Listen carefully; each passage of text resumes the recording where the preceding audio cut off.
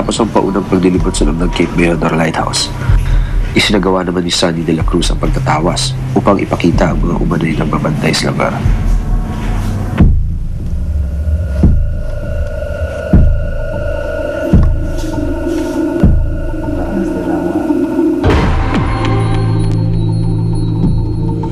Dito sa unang papel, yung mag-ina sa pare. Okay, magkasama rito.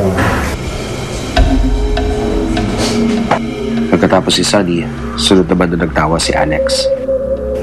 Right side ng arc ng door, dun sa tore. Tingin ko ito yung ang interpretation ng mukha ng pare dun sa tore. Yung bibig. Yung ilong niya, medyo matangos ng konti.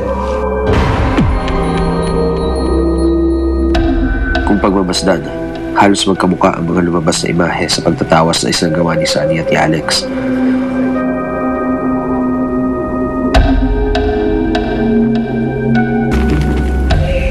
Sa isinagawang pagsisiyasat ng mga psychic at base na rin sa lumabas na tawas, hindi raw masamang pangitain ang mga gumagala sa lighthouse.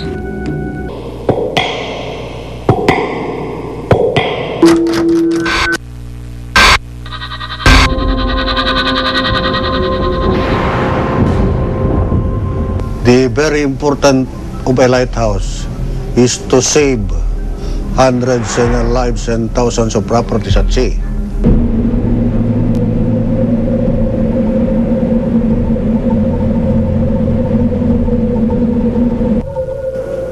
Nang ipasuri namin ang istruktura ng lugar kay Engineer Wilmer Garalde ng Burgos Municipal Government, maaaring ang katandaan at kalumaan ng lighthouse daw ang mga dahilan kung bakit may mga kakaibang naririnig sa loob ng lighthouse.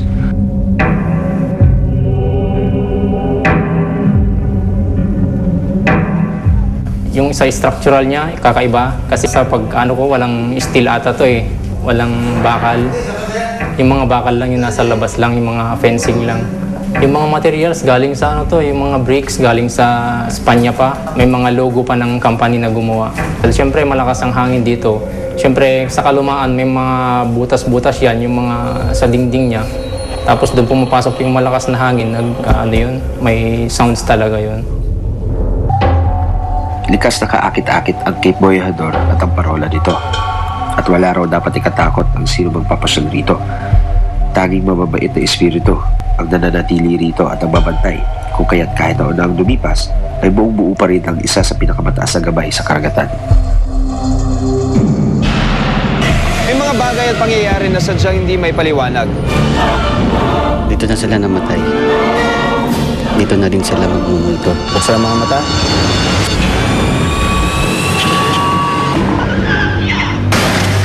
Talas ng pandinig.